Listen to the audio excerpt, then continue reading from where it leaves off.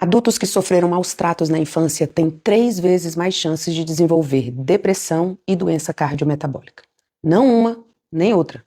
As duas. Isso é o que mostrou uma publicação da BMC Medicine, após analisar mais de 20 mil pessoas em 4 países. A gente aprende que depressão é caso para psiquiatra, que hipertensão, diabetes e doenças cardiovasculares são casos para cardiologista. E tá, isso faz sentido.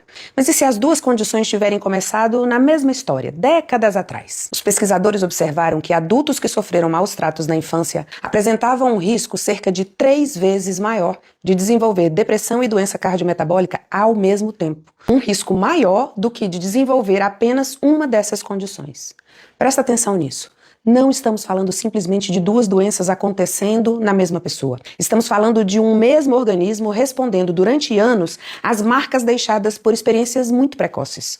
Ou seja, talvez não estejamos olhando para duas doenças diferentes, mas para duas manifestações de um mesmo processo biológico de adaptação. E que experiências foram essas? Abuso emocional, quase 3 vezes mais risco. Abuso sexual, cerca de 1,7 vezes mais risco. Abuso físico, 1,5 vezes. Alguém pode me dizer, Cris, mas isso acontece porque essas pessoas fumam mais, bebem mais, não fazem atividade física, não cuidam da própria saúde.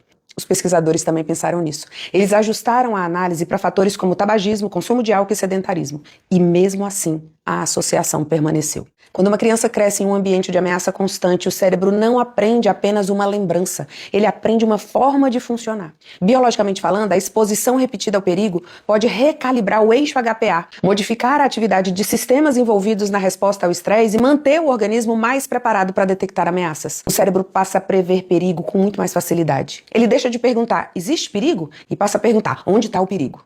E para acompanhar essa previsão, o corpo também se modifica. Sim, minha cara gafanhota, o corpo faz exatamente aquilo que foi projetado para fazer. Ele nunca esteve aqui tentando destruir você, ele estava tentando salvar você.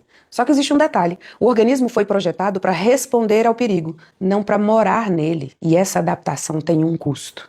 Quando o organismo precisa gastar energia todos os dias para sobreviver nesse estado de alerta, essa conta vai sendo acumulada. A neurociência chama isso de carga alostática.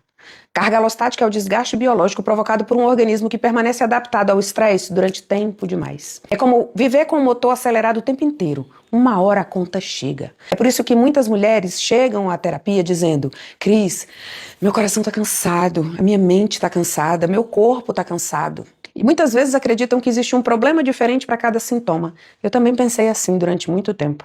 Procurei neurologista, endocrinologista, gastroenterologista, ortopedista, cada especialista investigando uma parte, mas meu corpo nunca esteve dividido. Ele sempre respondeu como um sistema único.